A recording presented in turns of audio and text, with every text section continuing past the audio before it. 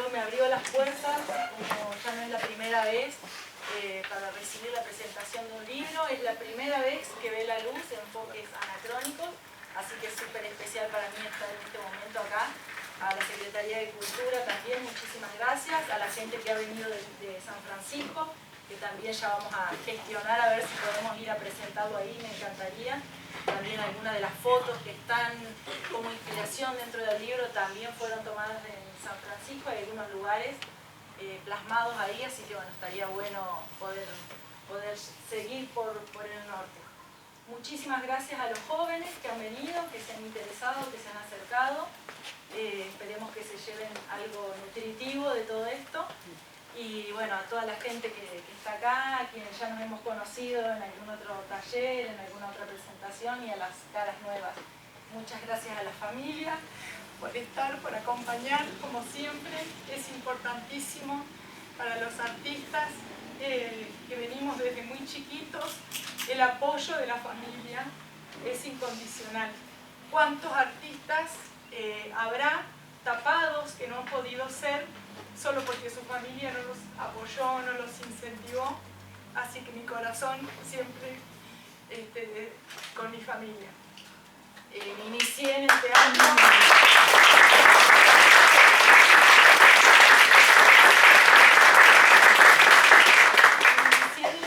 Con 11 años y no dejé nunca más de transitar los espacios artísticos. Y eso es porque hay manos adultas que nos llevan a esos primeros pasos. Así que tengo a mi mamá y tengo a mi hija, así que somos 3 generaciones acá acompañándome, sosteniéndome, y supongo que va a ser un encuentro especial por eso, un encuentro cálido. Muchas gracias a mis amigos y compañeros de teatro, de escenarios, como Fernanda y Gabriel, que se han sumado a esta presentación. Venían como público y después les hice el mangazo de que leyéramos e interpretáramos juntos y se sumaron a esta propuesta, así que bueno, muchísimas gracias también por sentirme acompañada. Ya con todos estos agradecimientos, decirles que después, primero voy a presentar como una deconstrucción, un desandar de cómo llegué a este libro, de cómo gesté la idea hasta llegar a ser hoy un libro casi de carne y hueso, de papel y tinta. Y después vamos a hacer una parte artística para que el libro se presente solo, porque siempre en todos mis libros cuando me preguntan de qué trata, saben que no respondo esa pregunta. Nunca voy a explicar un libro mío, estaría acotando al público, al espectador o al lector a que vea o interprete lo que yo digo que dice. Sería una mirada un poco limitada. Así que para mí, en mis presentaciones de libros, siempre el libro se presenta por sí solo, con sus propias palabras, y apenas vamos a poner un poquito del cuerpo como para acompañar y nada más. Entonces, después de que hagamos, antes de ese intercambio artístico, después de que más o menos haga este recorrido, este desandar por la escritura, todas las preguntas que quieran hacerme, cualquier cuestionamiento, cualquier inquietud, me las pueden hacer y podemos conversar largamente. No tengo, por mí, no tengo ningún problema con el tiempo. Y bueno, después de esas preguntas, sí, vamos a hacer ahí como un intermedio, le vamos a pedir que giren las sillas y vamos a ver la parte escénica. ¿Sí? ¿Les parece? Bueno, Enfoques Anacrónicos nace de un proyecto. El año pasado me entero que el Fondo Nacional de las Artes saca un concurso que se llama Becas Creación 2021. Yo nunca había participado de ningún proyecto, de ninguna beca, de ningún subsidio del Fondo Nacional de las Artes, y para mí el Fondo Nacional de las Artes era así como lo más, tocar el cielo con las manos. Creo que por eso nunca ni siquiera leí una convocatoria ni nada. Esto es principalmente para los jóvenes. A veces lo que cuesta es solamente dar un paso y animarse. Más de una vez las limitaciones las tenemos nosotros en nuestra cabeza y no están afuera. Entonces, bueno, leí el concurso y decidí gestar un proyecto que se llama Emociones desde el cielo hablan. A mí siempre me llamaron la atención de una forma como conmovedora ver construcciones abandonadas, edificios abandonados que alguna vez fueron habitados, y no es que me llame la atención qué historia habrá sucedido ahí, ni qué habitantes, no vagabundea mi cabeza por eso, sino lo que visualmente me llega, cómo me conmueve mis sentidos. Y ese abandono que pareciera quedar ahí suspendido en el tiempo hasta que alguien venga y lo termine de destruir, o alguien tome algo de sus cimientos y lo vuelva a levantar. Esa sensación de atracción que he tenido siempre por lugares así abandonados. Entonces pensé en este proyecto en tratar de explorar la prosa poética, que es un lenguaje literario, es un género literario dentro de la lírica, dentro de la poesía, que no se escribe en verso, sino justamente en prosa, que no está muy incursionado, no hay muchos autores, no hay muchos libros de este género, y en el que me vengo desarrollando hace unos años con el segundo libro, que fue El planeta inmóvil, que después, si quieren en algún momento, si esto no se hace muy largo, puedo conversar de algunos de los otros hijos que nacieron antes que Enfoques. Entonces, la idea era generar textos de prosa poética, es decir, impregnados de esa mirada poética, de esa mirada lírica, de esa mirada metafórica, pero ¿qué más pensaba yo? O sea, que no fuera solamente de una foto, ¿qué otro nutriente podría tener? Entonces se me ocurrió tomar fotografías de distintos puntos de vista de un mismo lugar arquitectónico en ese estado de construcción, digamos, de ruina, en donde viéramos el paso del tiempo y el paso del hombre, ¿sí? Entonces fui a capturar fotografías que fueron la génesis, igual fueron más de 1000 fotografías, acá hay 40 nada más, fue difícil después seleccionar, pero la idea era esa, encontrar lugares que parecieran decir algo más que solo su abandono, tomar fotografías en el punto de vista convencional, a la altura de una persona, en forma horizontal, y también con un dron, desde el cenit, desde arriba. Y cómo, desde esos diferentes puntos de vista, incluso de los interiores, cómo de esos diferentes puntos de vista podemos encontrar otras lecturas, aunque estamos viendo una misma construcción. Eso se presentó en el proyecto.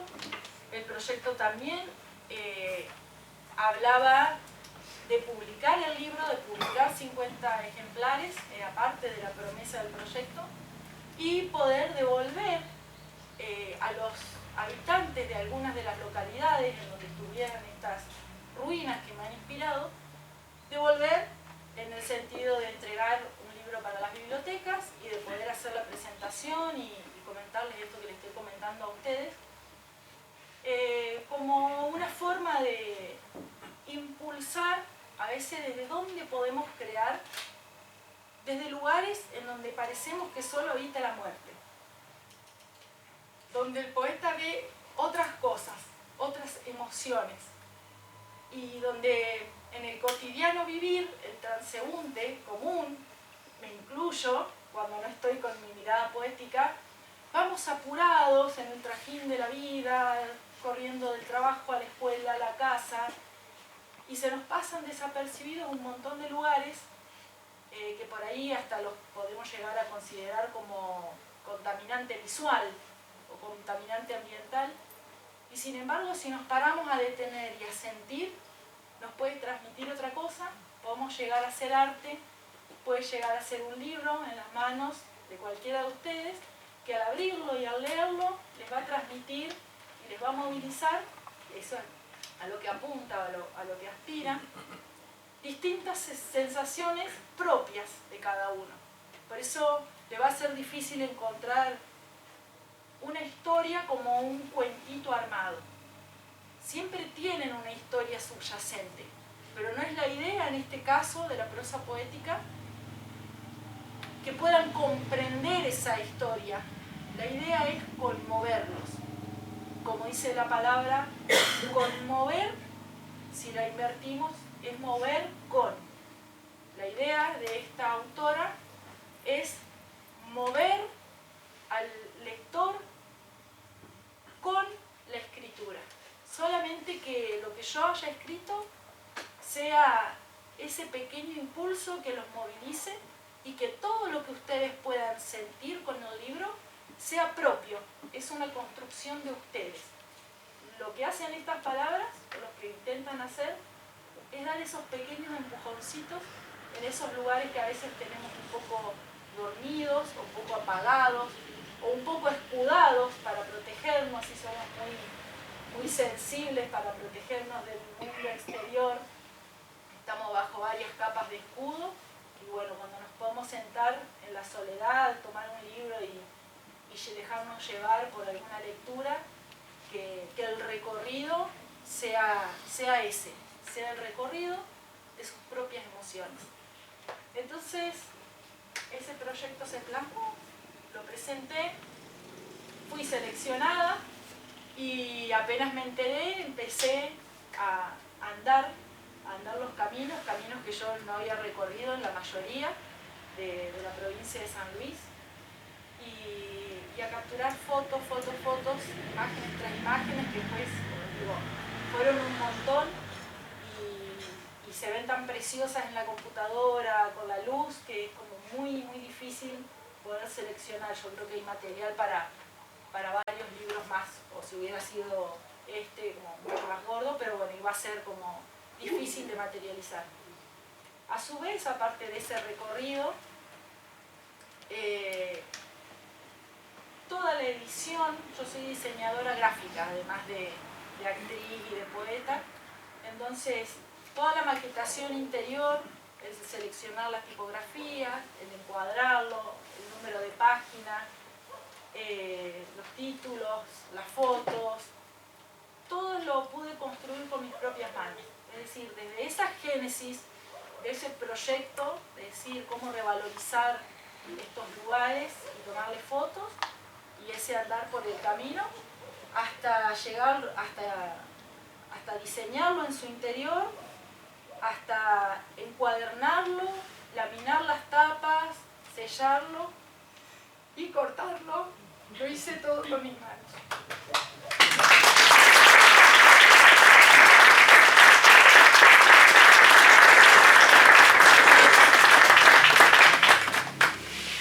Como verán, parir un libro, como parir un hijo, emociona terriblemente. Es una satisfacción enorme. Algunos de los lugares por los que estuve, una de las primeras personas con las que me contacté fue con Abel, porque dentro de todo este proyecto, como estaba pensado al final hacer esto que estamos haciendo ahora, yo sabía que acá tenía un lugar en donde me iban a abrir las puertas y el corazón iba a tener gente, convocatoria. Entonces hice de atrás para adelante. ¿Qué lugar hay en Luján? Decime que hay un lugar en Luján en este estado de deconstrucción para poder ir y fotografiar, porque quiero presentar el libro ahí. Entonces él me habló de la enfermería, del viejo hospital, creo que le llaman, y bueno, fue como, no fue de los primeros que saqué la foto, pero sí fue el primero que definí, acá voy. Después algunos los pude investigar por internet, como por ejemplo hay un lugar que es maravilloso, que es la iglesia de los Navarros, que es una iglesia que está dedicada o a Santa Bárbara o a Santa Rita. Tiene dos pilares en donde debería estar la Virgen, están los dos huecos como para que se pongan los dos indistintamente. Tiene toda una leyenda.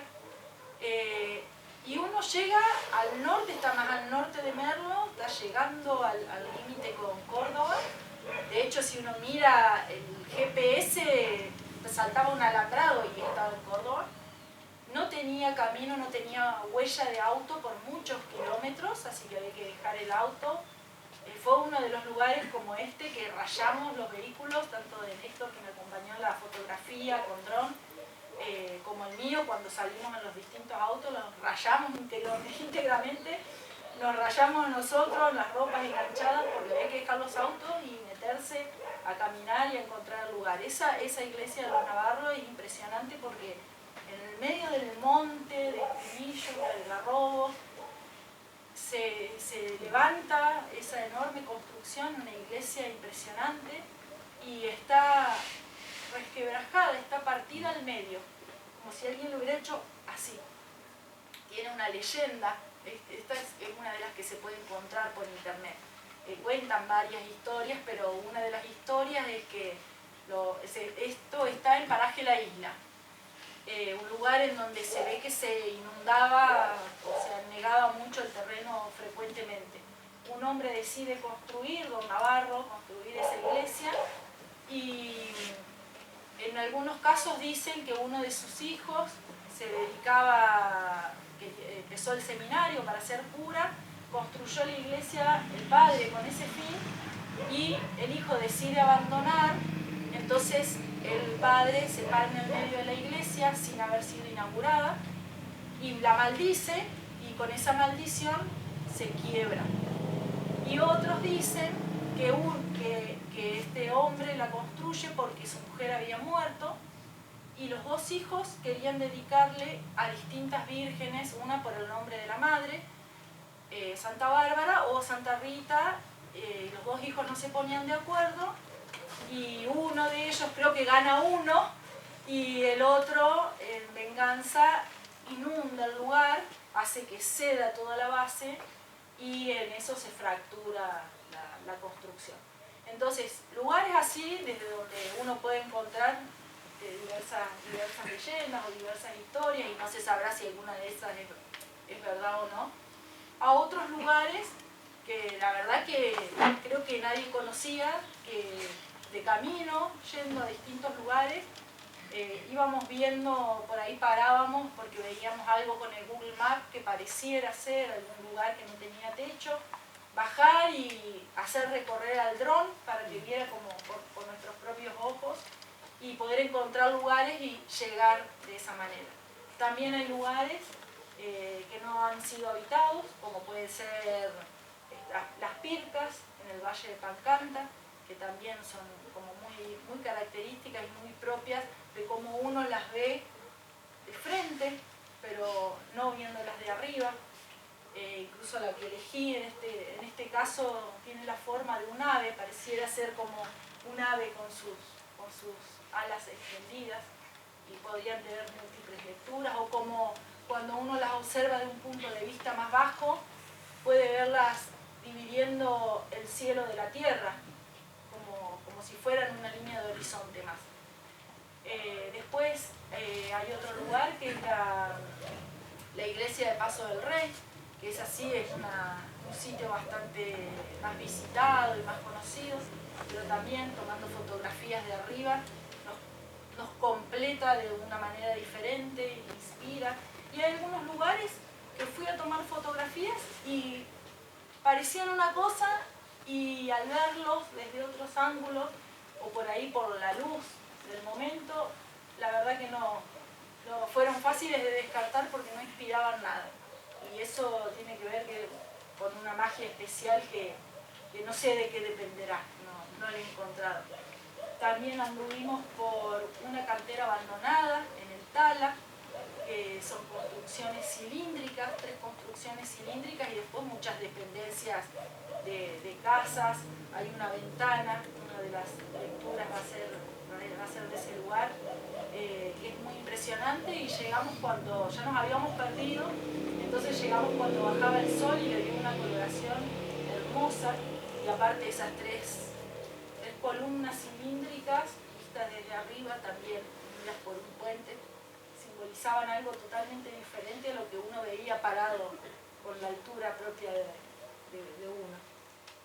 ¿Y qué lugares más? Bueno, hay un viejo acueducto, ese sí está cerca de la capital de Montana, en Coslay, un viejo acueducto que tiene unas arcadas semicirculares del acueducto Vulpeani, y que visto de arriba pareciera un puente, y las sombras que daban en ese momento los árboles también sirvieron como de inspiración.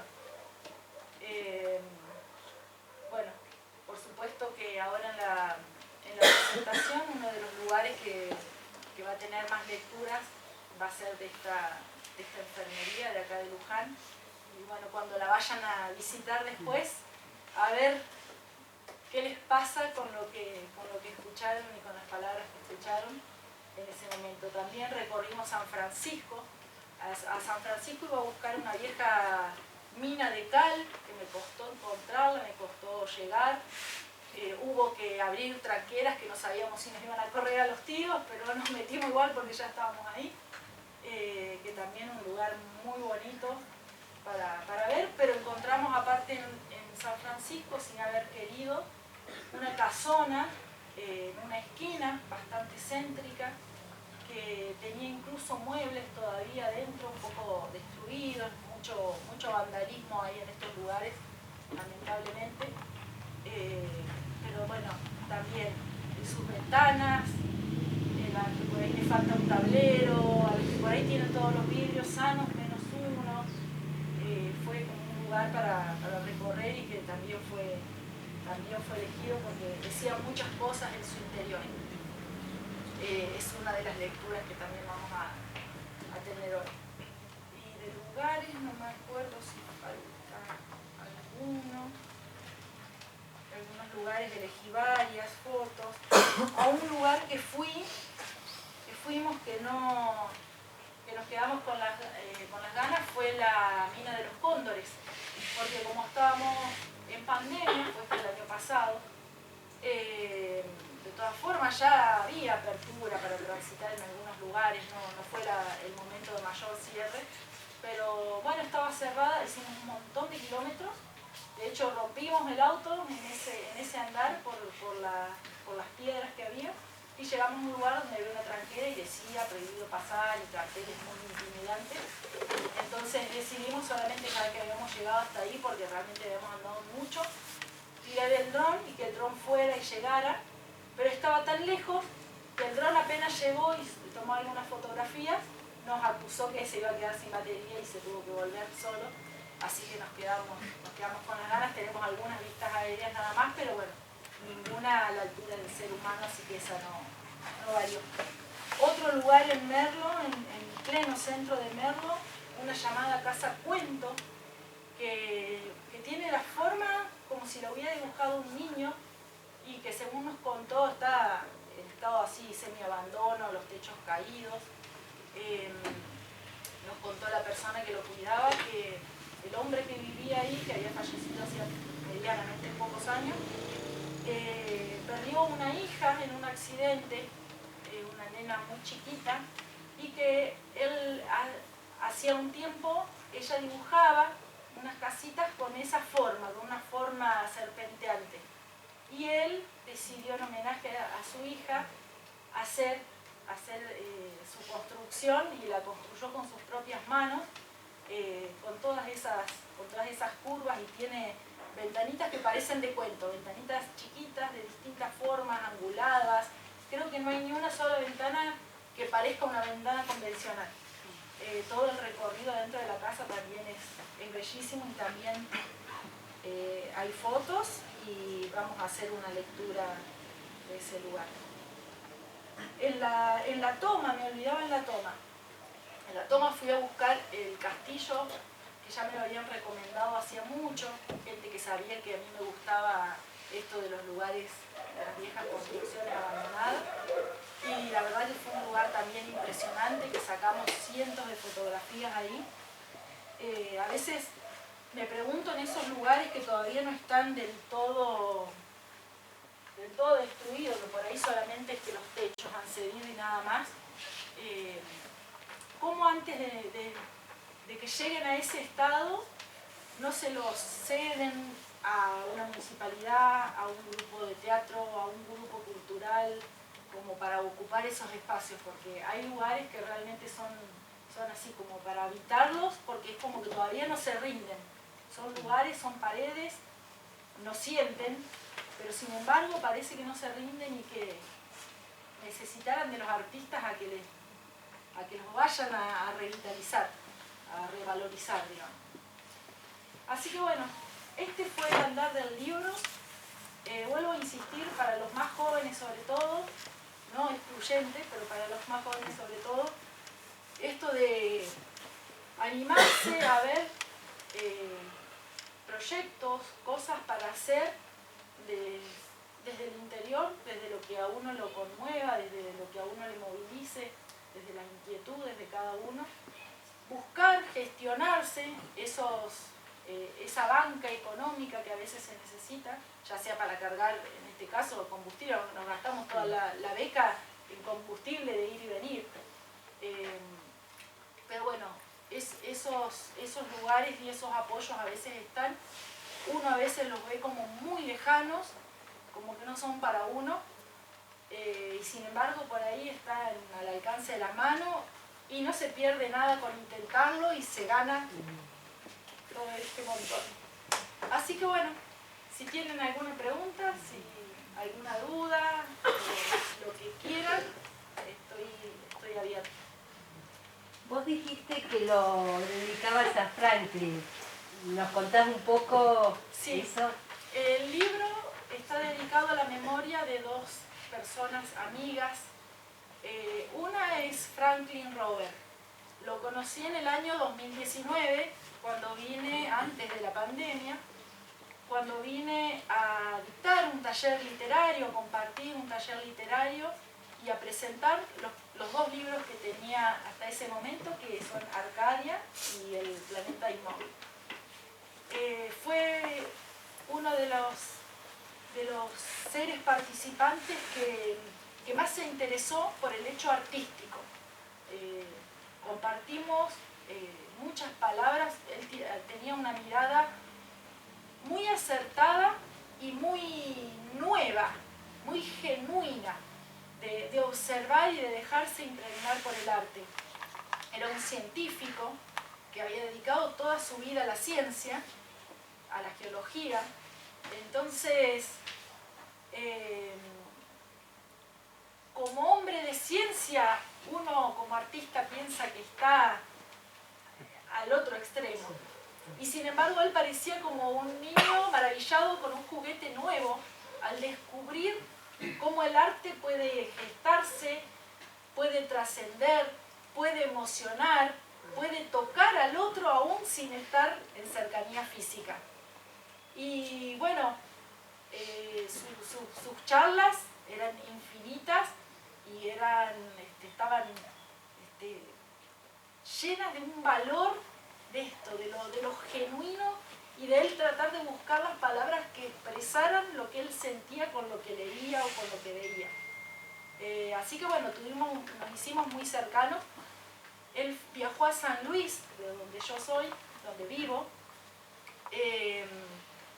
Viajó a ver obras de teatro. Él quería que lo invitáramos siempre que hubiera alguna orquesta o algún grupo de danza o de teatro. Sabía que yo estaba en un grupo de teatro, entonces lo invité en varias oportunidades. Él me decía, él siempre viajaba a las termas, entonces alguna vez combinaba el viaje y pasaba por San Luis, iba a disfrutar alguna obra. Tuve el placer de que fue a ver el estreno de la obra que hice compartiendo escenario con Gabriel, que ahora me vuelve a acompañar, que es Eva, todas somos Eva. Y no solo una vez fue como 3 veces a ver la obra. Y en alguna oportunidad hasta llevó público y todo desde acá, desde Luján. Siempre, no tengo palabras para poder describir las palabras que él decía, la forma, esa mirada que tenía y cómo lo podía transmitir. Se tomaba el tiempo, él después del estreno de la obra se tomó el tiempo de escribir una carta para acordarse de todo lo que me quería decir cuando me viera, de lo que le había pasado con la obra. Así que un ser maravilloso. Y cuando tomo el teléfono para contactarme con Abel el año pasado para hacer este camino inverso que digo, ¿no? ¿Qué lugar puedo llegar a sacar fotografías de Luján? Porque quiero poder presentar el libro ahí. Me comunicó la triste noticia de que ya no estaba más Franklin plano. Así que bueno, lamentablemente uno no se puede despedir de algunos seres. Nos conocimos en esta biblioteca, así que quizás algo de él ronde por aquí, y a la memoria de él está dedicado este libro. Está dedicado también a la memoria de un compañero teatrero, actor, Ricardo Milano, otro ser que nunca podemos compartir escenario, siempre estaba lleno de proyectos y lamentablemente uno siempre postergándolos, pensando que la gente es eterna, como estos lugares a los que uno va a fotografiar, como si la gente fuera de ladrillo y siempre fuera a encontrarse con un ladrillo. Un día nos sorprende la muerte diciendo no lo vas a ver más, y son esas partidas como tan inesperadas donde uno se da cuenta que no se percata de ese convivir con la muerte permanente que tenemos. Entonces, bueno, creo que las construcciones artísticas están buenas cuando nos dejamos movilizar, cuando lo compartimos con los amigos que nos podemos dar el lujo de estar, y con los amigos que no están materialmente, pero sin embargo seguimos llevando en el corazón, así que de una manera u otra siempre están.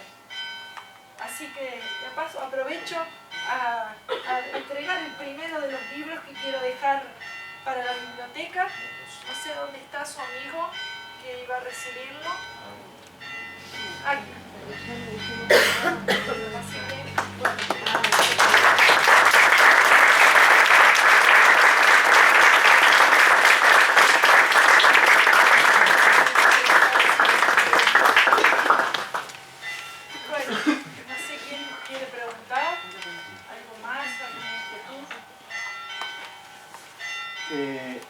Sos actriz. ¿Quién nació primero, la actriz o la escritora? ¿Y cómo nació una y después le siguió la otra? A eso haré que preguntarle a mi madre, porque el día que yo nací así. Se fue desarrollando, creo que fueron ambas a la misma vez. Porque en la escuela, yo nací en Pilar, provincia de Buenos Aires, y me radiqué con 16 años en San Luis y no me fui más. Tuve la oportunidad de ir a una escuela primaria, el Instituto Modelo de Pilar, con una directora que tenía una cabeza y una visión enorme, viéndolo ahora yo de grande. Nos incentivó a ir a talleres de computación en el año 90, cuando la mayoría ni sabía que existía una computadora. Ahí aprendí el primer lenguaje de las compus.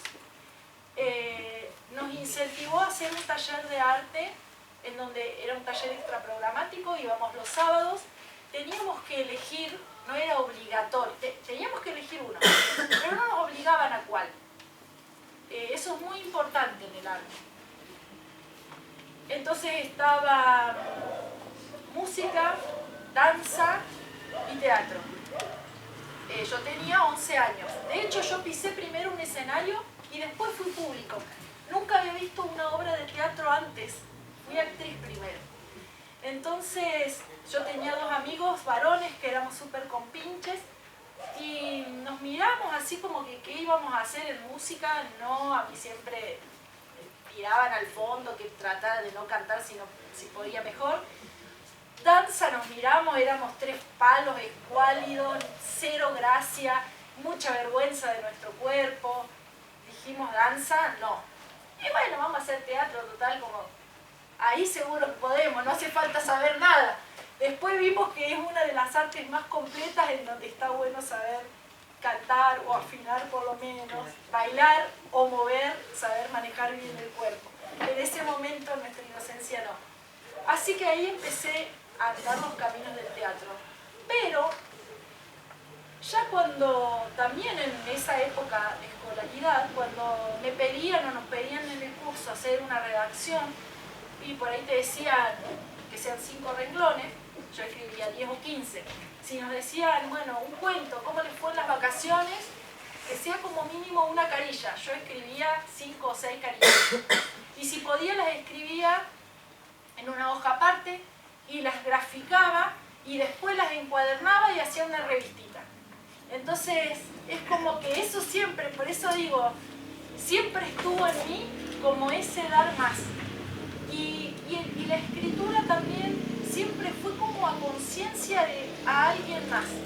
Si bien guardé mucho tiempo los escritos, a mí siempre me dio mucho pudor mostrar algo, siempre a alguien como muy íntimo, como que miralo vos y nada más y no lo vayas a mostrar. Siempre como con mucha vergüenza de eso, de que si sería valioso lo que yo hacía. Pero aún con esa reticencia, siempre era a conciencia de escribir como para un otro. Las escrituras que yo recuerdo de chica, y si le doy relectura ahora, siempre están como que tienen algún lector como objetivo. No están escritas como un diario íntimo, como para mí nada más. Así que yo creo que así fue en el momento del nacimiento. Nací artista y me fui desarrollando por estos caminos que la vida me fue abriendo, que gracias a Dios fue así como muy contundente, como que estuvo la oportunidad muy frente mío. Sin embargo, no lo elegí como medio de vida, quizá por crecer con esto de que si sos artista te vas a morir de hambre. Entonces siempre para mí el arte claramente fue: no voy a comer con el arte, por eso me dediqué al diseño gráfico, es lo que estudié en la universidad y es como siempre digo, el diseño gráfico me alimenta la panza y el arte me alimenta el alma. Y no puedo prescindir de ninguno de los dos. Ahora, llegando a una madurez de más de 40, pienso que estaría bueno poder apostar más al arte, pero nos sentimos muy solos los artistas. Por ahí cuando sea un grupo de música puede llegar a ser distinto. Pero así, ¿no? Escritor, sentadito solo, con su cuadernito. Uno requeriría de mucha autoestima para decirse: sí, valgo la pena, vale la pena lo que hago, lo puedo mejorar y va a valer más la pena, y esto se puede pagar, y de esto que me pagan yo puedo vivir. Es como que en el proceso que uno se va educando desde pequeño, toda esa visión no la puede tener. De hecho, está casi seguro de que no es así. Hay como una certeza en el ambiente de que eso no va a ser así.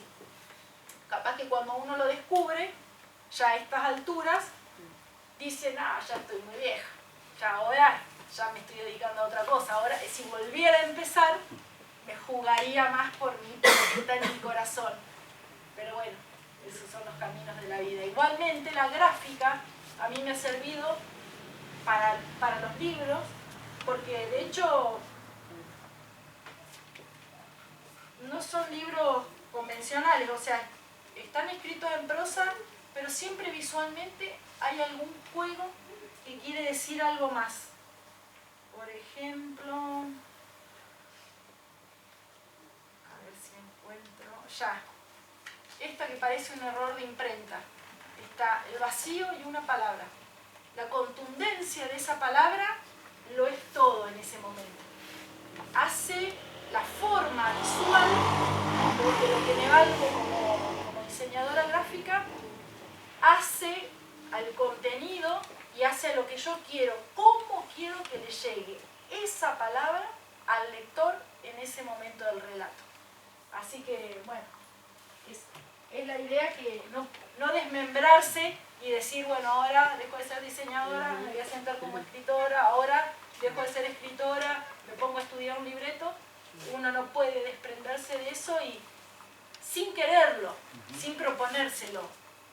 Es como que va impregnando de todo. De hecho, quienes han leído Arcadia me han dicho que, incluso maestros míos de teatro, que es muy visual, que sería para hacer una película, y que tiene como la base de la estructura dramática, y eso que está difícil de seguir. Esa es una novela poética, no es prosa poética, pero ya voy viajando hacia la poética. Pero esto implica, eso, o sea, marca esto que digo, de ser indivisible como artista, y sin querer o sin proponérmelo, uno va valiéndose de las distintas herramientas que fue mamando a lo largo de la vida, y sobre todo así, de la vida de tan pequeña, haber incursionado en el arte. Tengo una consulta. ¿Crees que la juventud estaría perdiendo quizás esto de la lectura, y a lo mejor nos traes una impronta que a lo mejor va a llamar más la atención, ¿no?, de la juventud? Sí, y no creo que no solo de la juventud, creo que el libro, esto conversamos muchas veces con colegas escritores, por ahí cuando compartimos espacios, esto de que la presencia del libro se está dejando de lado porque estamos con una tablet o con un celular que es grande y se va leyendo el PDF, o porque se descarga gratis de internet y lo leo en la compu. Y también está esto de que no puedo leer en la compu, no, imprimímelo yo. O sea, yo lo paso, yo escribo a mano, le doy un cachito de la pregunta, pero yo escribo a mano, lo tipeo en la compu y ahí voy haciendo la primera corrección con esa relectura. Lo termino de tipear en la compu, lo imprimo. Sobre esa lectura encuentro hasta horrores, 2 palabras seguidas en una misma frase, repetidas, debiendo usar un sinónimo. Entonces corrijo y empiezo a darle esto de dónde voy a querer ubicar las palabras, que tengan su propia forma, su propio espacio. Recién ahí meto las correcciones en la compu y de nuevo, de la compu no puedo leer. Sin embargo, bueno, esto sabemos que hay toda una generación que está muy volcada a la compu, a las pantallas, y entonces estamos como dejando el cuerpo del libro presente, que es totalmente otra cosa, solamente de la forma en la que uno se puede sentar para leerlo y tomarlo y subrayar las frases que son buenísimas, o doblar la hoja, volver a leerlo, te deja otro sabor. Pero creo que también la velocidad como del cotidiano vivir de los adultos también hace que nos perdamos del libro. Y pasan años enteros que yo misma no leo un libro. Y es decir, no porque no tenga interés, sino como que otras cosas nos van absorbiendo. Estaría bueno, sí, esto, que quizás nuevas formas de escritura les puedan llamar la atención. Esto de venir a una charla y ver que por ahí no es tan aburrido como se piensa, como encontrar el interés, pero todo tiene que ser motivado por uno mismo. Por esto digo, cuando un docente o un directivo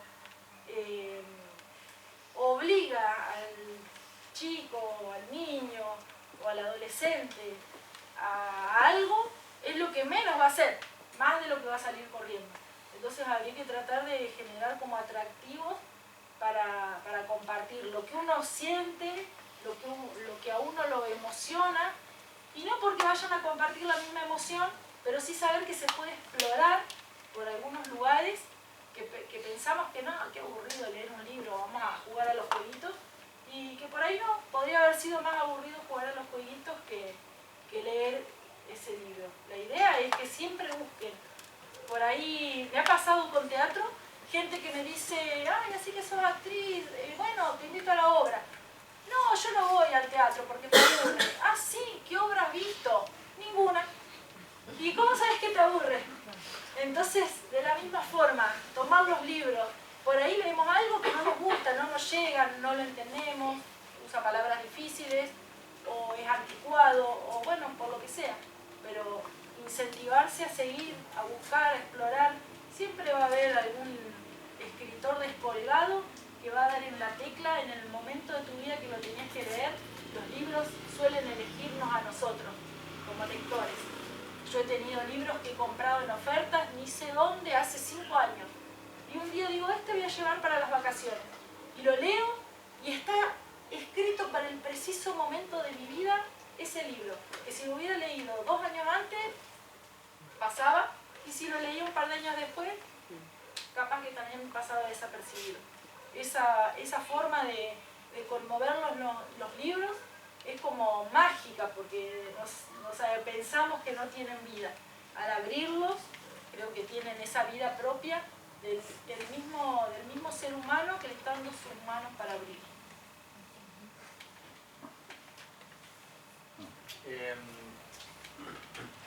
Generalmente nosotros solemos pensar las cosas como un principio y un fin, y no tenemos en mente el medio, y los artistas, por lo general, siempre es como muchos aplausos cuando las cosas salen a flote, cuando las cosas triunfan, y no todas las cosas que sufrimos en el proceso.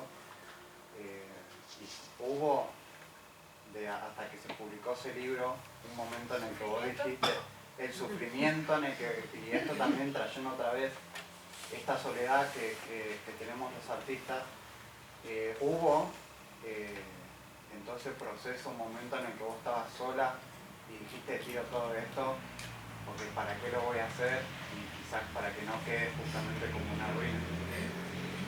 Sí, claro que hubo, sí y no, hay dos preguntas ahí. Hubo momentos de sufrimiento, el momento de sufrimiento físico, de no encontrar los lugares a los que íbamos a buscar, de lastimarnos para lograr llegar, de no saber por dónde seguir con la escritura, de sentirse que avancé en varias y algunas no salían, lo que salía no me gustaba. Ese momento como que no tenés a quién pedirle ayuda. Nunca de tirar la toalla. Y no solo porque ya era un proyecto que estaba seleccionado y que tenía una subvención del Fondo Nacional de las Artes y al que tenía que cumplir, porque si no cumplo no puedo pedir nunca más un proyecto. Sino porque nunca me siento desahuciada con el arte. En el arte disfruto mucho del proceso, aunque sea sufrido en algunos momentos. Es como que capaz que los años me dan la tranquilidad de saber que a algún buen puerto se llega. Hay 50 ejemplares, capaz que 49 quedan en un estante. Pero uno, a alguien le va a mover algo.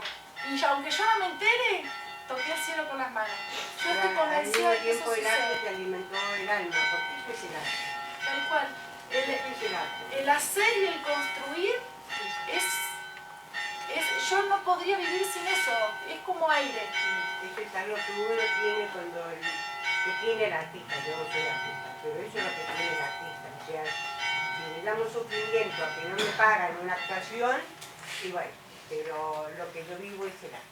Sí. Lo siento, porque si no lo sentí no podés ser artista. Claro, tal cual.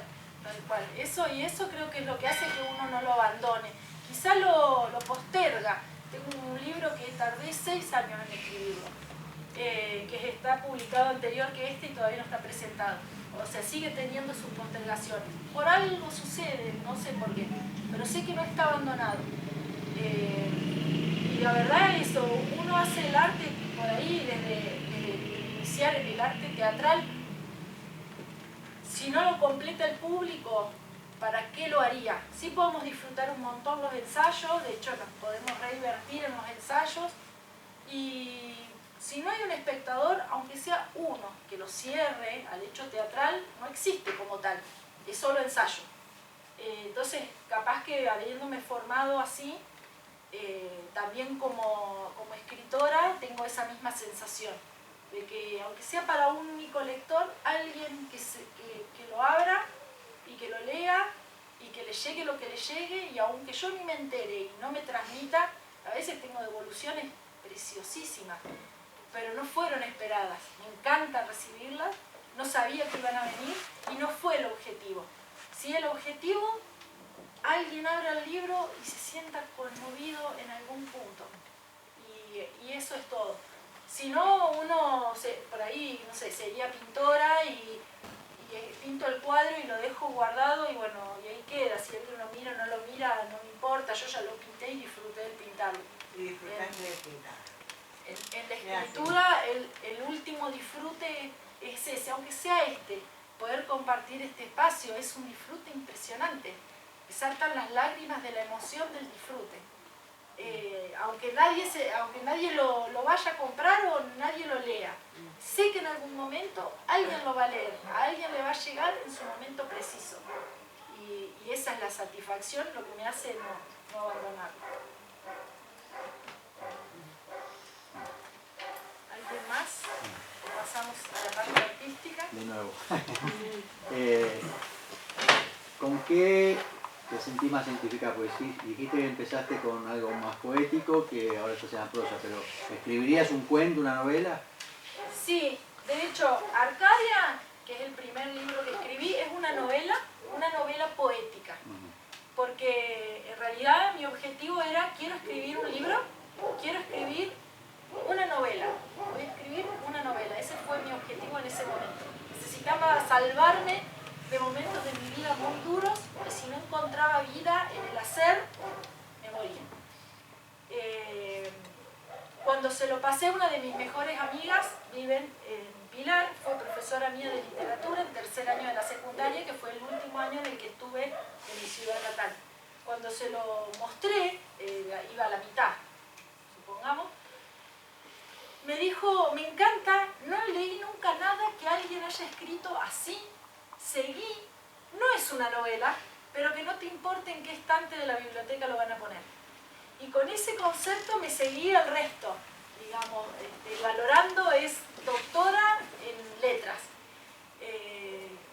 valorando, digamos, la palabra desde el que sabe y no importa a dónde va a estar catalogado.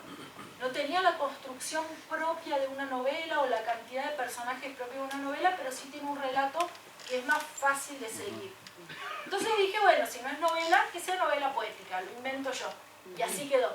Cuando me lo publica la nueva editorial universitaria, una docente, una estudiosa, una licenciada, una doctora en filosofía, estaba como directora de la nueva editorial universitaria en ese momento. Dice que fue lo primero cuando llegó a la gestión que leyó, había quedado del año pasado de la gestión anterior que no lo habían tomado, no lo habían leído, le pareció una novela filosófica y me propuso la publicación.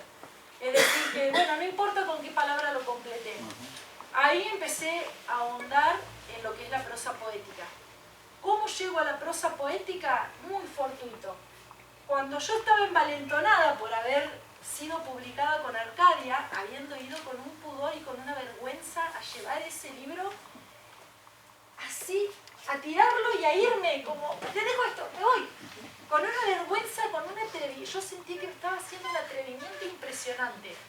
Pero me llevaba, que yo había dicho, me había dado mi palabra a mí misma que iba a publicar un libro. Claro, cuando me hizo una devolución preciosa y lo valoró también, me envalentoné y sale el concurso, San Luis Libro te publica tu primer libro. Entonces ya no era mi primer libro, era tu primer libro en el género que te presentes. Entonces yo en prosa ya me había presentado. Si bien había cuentos, sentí que no reunía la cantidad de cuentos como para completar un libro. En la parte lírica tampoco tengo muchas poesías, pero considero que ninguna son una buena cantidad como para un solo libro. Como que son poesías muy diferentes por su tono, por la madurez literaria del momento.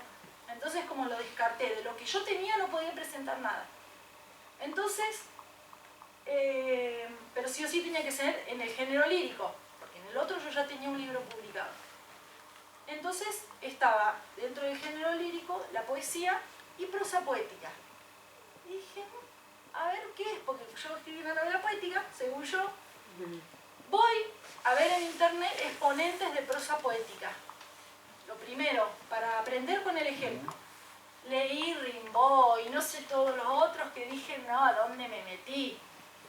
Y estaba a punto de desistir cuando dije, yo escribo lo que me salga y que sea el jurado el que decida si es o no. De última el jurado dirá, esto está descalificado porque no es prosa poética. Ganó el primer premio. Entonces vuelvo a decir a los pocos jóvenes ahí que quedan, esto de atreverse, de ser valiente, de que los obstáculos y las barreras las tenemos más adentro de nuestra mente que de la persona que está ahí afuera. Pero para poder escribir uno tiene que aprender a leer. Sí, sí, Y totalmente. ahora cuando hablas de la prosa poética me acuerdo de Oscar Wilde. Claro, Bellísimo. también. Es un poco diferente al andar que yo hago. Rimbaud también, o yo no lo puedo comprender, por ejemplo, pero tiene palabras muy contundentes y sin embargo siento que estoy alejada de la comprensión de su lenguaje y entonces casi nada me llega a conmover. Entonces, bueno, fui buceando por lo que la prosa poética mía, digamos, propia, la que me siento más cómoda. Y escribí dramaturgia. Tengo varias obras de teatro, un par tuve la suerte de que fueran puestas en escena, algunas como director, Gabriel Flores, que me acompaña. Así que sí, ese género también lo indagamos. ¿Listo? Vamos a enviarle el libro por sí mismo. Bueno, entonces ahora le voy a pedir que se reubiquen con las sillas porque tenemos ahí el escenario.